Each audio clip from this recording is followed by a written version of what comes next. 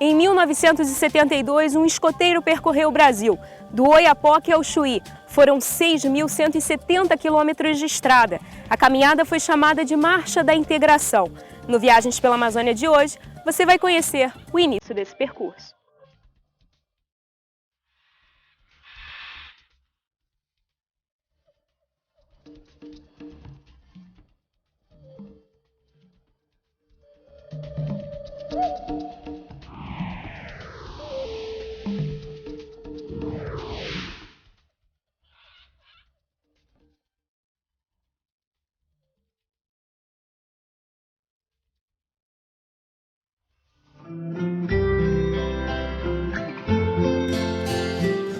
O Brasil é tão grande que às vezes parece não ter fim. Estamos no estado do Amapá, extremo norte do país. O nosso destino fica distante cerca de 600 quilômetros da capital.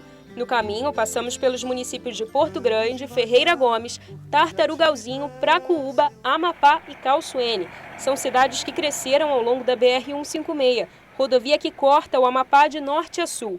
As paradas são quase que obrigatórias, já que a viagem até a fronteira demora aproximadamente 8 horas. Depois do município de Calçoene, o asfalto desaparece. A estrada de chão pode tornar a viagem menos confortável e cansativa, mas a paisagem é uma recompensa. É preciso amor para poder pulsar, é preciso paz para poder... Uma ponte de madeira sobre um dos rios da região, o Caciporé, marca o início do município de Oiapoque.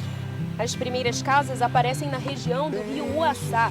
São construções comuns, mas com uma surpresa para viajantes. Esta é uma aldeia típica do século XXI. Sem ocas, tangas, cocares, tudo aquilo que a gente costuma ver nos livros de história. E ao invés dos índios morarem no meio da mata, eles moram às margens da rodovia. Historiadores acreditam que os primeiros índios a habitarem a região foram os Palicur, no século XVI. No fim do século XVIII, começaram a ter contato com outras etnias que migraram para a região para fugir dos colonizadores. No fim da década de 70, a BR-156 começou a cortar os territórios indígenas. Ao longo da estrada moram cerca de 500 famílias. São 9 aldeias de 4 etnias diferentes. Nós visitamos a aldeia Tucai, dos Galibis. Dentro da casa da Índia Graziela tem tudo: panelas, fogão, TV. Quando quer descansar, ao invés da rede, ela prefere um sofá.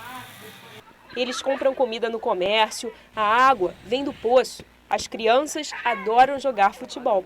Quase esquecendo nossa cultura, nosso costume. Antigamente não era assim, era uma vida mais tranquila e mais próprio o costume do índio mesmo.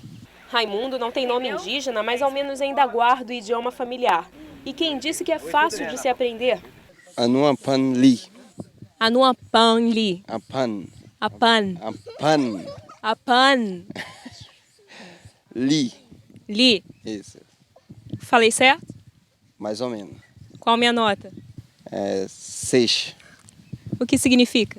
Vamos aprender a ler a nossa língua. É a verdadeira língua do Brasil. Antes de seguirmos viagem, as despedidas. Anum Graziela quer dizer adeus na língua deles. Chegamos no fim da tarde na sede do município. Aos poucos, a noite vem. O clima é quente. No começo da noite, o sol demora a se despedir. As luzes da cidade acompanham o espetáculo.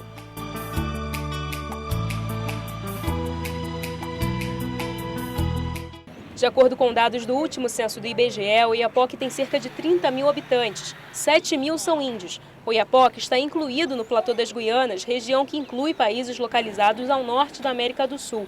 Visitantes aqui são comuns, principalmente da Guiana Francesa. Tão comuns que o euro acaba influenciando bem mais a economia que o próprio real. Este chinelo de dedo, por exemplo, custa R$ 69. Pela cotação do dia, equivalia a 24 euros. Tomate, cebola, batata... Tudo que é vendido no comércio também sofre a influência do frete, pago pelos comerciantes para transportar os produtos da capital até Oiapoque. Mesmo assim, pagar em euro é sempre uma grande vantagem. Todo mundo sabe que aqui é uma fronteira, né? Então os turistas realmente vêm conhecer o município. Na orla da cidade, um marco que indica que aqui começa o Brasil. Um monumento simples lembra a viagem feita por Marechal Rondon, chamada de Marcha da Integração. Ele percorreu 6.170 quilômetros, do Oiapoque ao Chuí.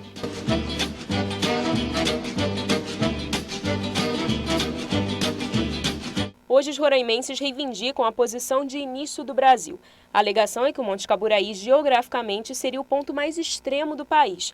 Mas para esta doutora em políticas públicas para o platô das Guianas, a questão não é apenas geográfica. Se a gente for fazer os cálculos geograficamente, o ponto mais ao extremo norte é Roraima. Só que é uma questão de cultura, é uma questão de pensar extremos, né?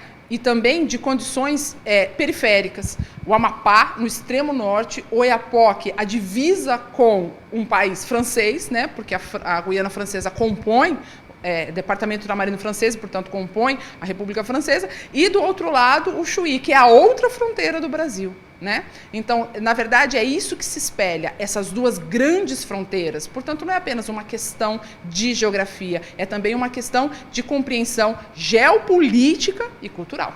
A Igreja de Nossa Senhora das Graças guarda boa parte da história do município. Quem nos recebe é o pároco Aparecido Luiz de Souza. Ele veio do Paraná em missão até as terras amazônicas. Aparecido explica que a cruz é feita de paricá, árvore típica da região, e que a devoção da população por Nossa Senhora vem de antigas crenças indígenas. Essa paróquia ela surgiu a partir da devoção, né, das aldeias dos indígenas a Santa Maria, né? E a primeira capela que teve era de alvenaria, né, até 1946. Depois foi desmanchada e feita em alvenaria. A primeira foi de madeira, né? Depois foi feita em alvenaria, né, que é essa capela que nós temos hoje, né? Inclusive o material daqui é uma mistura de barro com pedra e tela, né? Vizinho à igreja fica o Museu Indígena do Amapá. São mais de 370 peças divididas em 3 seções. Esta mostra instrumentos usados pelos índios para a fabricação da farinha de mandioca, pássaros feitos de madeira e os grafismos também enfeitam o museu. Ao lado, a estrutura do turé, dança feita na primeira lua cheia de outubro para curar enfermidades e trazer uma boa colheita. Que é realizado em agradecimento aos seres sobrenaturais, né? Os seres que fazem a cura através do pajé, né? São animais. Geralmente são animais a cobra, o jacaré, alguns peixes. Então, esses animais são sagrados, né? São assim como, por exemplo, a cobra. É um ser sobrenatural, muito importante, muito respeitado, porque ele é um ser assim maior aqui, segundo o pajé, né? A sala mais ampla é reservada para a exposição de informações e artefatos que foram encontrados na beira do rio Oiapoque, durante a construção da ponte binacional que liga ao Brasil à Guiana Francesa. Algumas peças dá até para levar para casa. Esta é a loja do museu. Esta canoa, por exemplo, para enfeite, custa R$ 400.